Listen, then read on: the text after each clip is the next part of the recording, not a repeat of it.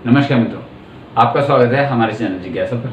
दोस्तों, आज हम उस चीज़ की बात करने जा रहे हैं जिसका हमारे भारतीय जो दर्शक हैं उनसे तो कम मतलब होगा, लेकिन आपको कुछ तथ्य हैं जो आपको पता होने चाहिए। वो ये दोस्तों कि पेड़ों के तने के पास जो बर्फ़ होती है, जहाँ जब ऐसा नहीं भारत में बर्फ़ नहीं गिरती, बहुत सारे पहाड़ी क्षेत्रों में बर्फ़ गिरती है, तो पेड़ों के तने के पास जो बर्फ़ गिरती है, तने के आसपास जो बर्फ़ होती है, स्नो कहते हैं अंग्रेजी में, आइस नहीं कहते, इसे स्नो कहते हैं। आइस और स्नो में क्या फ़र्क है फिर कभी बात करेंगे, एक दो वीडियोस में हमने इस पे बात भी करी है। पर ये बर्फ़ बाकी बर्फ़ के मुकाबले जो गिरी हुई होती है वातावरण में, उसके मुकाबले ये कहीं जल्दी पिघलती। इसका क्या कारण है?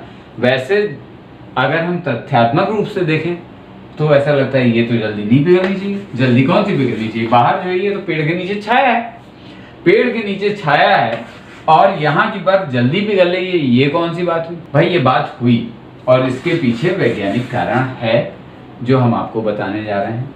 आइए इस पेड़ का हमने जरा क्लोजअप ले लिया, तो हम पेड़ के क्लोजअप की जगह खुला मैदान लेते हैं, वहाँ पे बर्फ करते हैं, है ना। चौक से बनाने का देखिए बड़ा फायदा है यहाँ पे कि फटाफट हम क्लोजअप और zoom up, zoom out, zoom in सब कर सकते हैं बड़े मजे में। वही मैंने कर दिया जूम आउट अपने इस तथ्य को। यहाँ पे बनाता हूँ मैं बर्फ को जो पेड़ की जड़ के पास है, और यहाँ पर मैं बनाता हूँ उस बर्फ को जो मैदानों में या खुले में है। सवाल ये था कि ये बर्फ जल्दी क्यों पिघलती है? पेड़ की छाया है, तापमान कम होना चाहिए, और यहाँ धूप है, गर्मी है, सूरज की रोशनी हो, तब भी वो वाली बर्फ ज्यादा पिघलेगी, जल्दी पिघलेगी या जल्दी ढीली होगी। तो ऐसा क्यों होगा दोस्तों? इसकी वजह है, पहली बात तो जो बर्फ यहाँ होती ना खुले में, सूरज की रोशनी से बहुत प्यार नहीं करती, बहुत पसंद नहीं करती उसे। 90% प्रकाश को सूरज के तो ही लौटा देती है, और एक बहुत बड़ी मात्रा में जो पराबैंगनी यूवी लाइट होती है, अल्ट्रा वायलेट लाइट, उसे भी करीब 80% तो उसे भी लौटा देती है। अब इतना सारा तो ये लौटा देती है, तो फिर ये इस पे सोखने को बहुत कम गर्मी बची, इसलिए काफ़ी देर में पिघलेगी।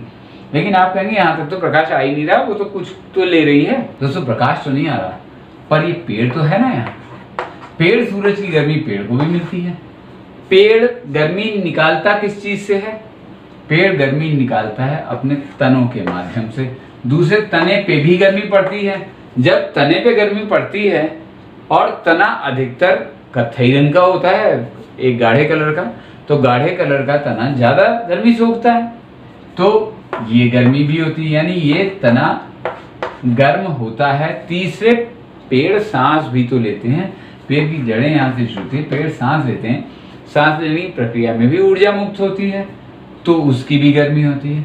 इन सब का फल ये होता है कि इसके आसपास गर्मी इस वातावरण के मुकाबले, इस वातावरण की अपेक्षा अधिक होती है। इतनी अधिक कि यहाँ की बर्फ ढीली, यहाँ की जो स्नो होती है, बर्फ होती है, वो ढीली होने और पिघलने के लिए से काफ़ी ऊर्जा मिल जाती है। इसलिए पेड़ के आसपास की बर्फ कहीं अधिक जल्दी पिघलती है। साथ में आपको एक और तथ्य बता दूं, ये बहुत ज़रूरी है दोस्तों। अगर आप ऐसे किसी ठंडे इलाके में रहते हैं, या आप अभी उस ठंडे इलाके में आए रहते होंगे, तो आपको ये तथ्य मालूम होगा।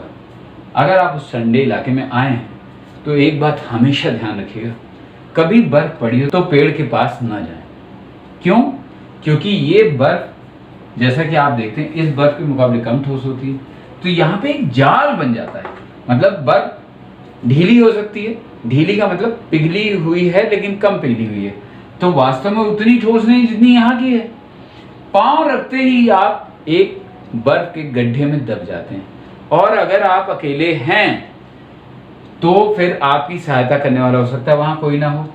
पूरा काफ़ी भाई बर्फ पड़ती है, कहते हैं ना 4 इंच पड़ गई, 6 इंच पड़ गई, तो वहाँ पे जो बर्फ इकट्ठा होती है वो एक इंसान को डुबो देने के लिए काफ़ी होती है। आप उसके अंदर फंस जाएं या कोई ऐसी दुष्कर स्थिति आ जाए, उससे बचना है तो कभी भी बर्फ पड़ी हुई हो तो पेड़ के निकट जाने से बचें, और अपने परिवारजनों को भी ये वैज्ञानिक तथ्य, वैज्ञानिक सच्चाई जो उन्हें एक जाल में फंसा सकता है, जो उनकी जान पे खतरा डाल सकता है, उसे बताएं। ये तथ्य तो बताया हमने आपको, ये गर्म क्यों होती है, ये इसके मुकाबले जल्दी क्यों पिघलती है, लेकिन इस तथ्य के साथ जीवन भी जुड़ा हुआ है। तो जो खतरा जुड़ा हुआ है वो भी हम आपको बता रहे हैं। इससे सचेत रहिए, हमारे चैनल जिज्ञासा को देखते रहिए। हम फिर मिलेंगे मित्रों, नमस्कार।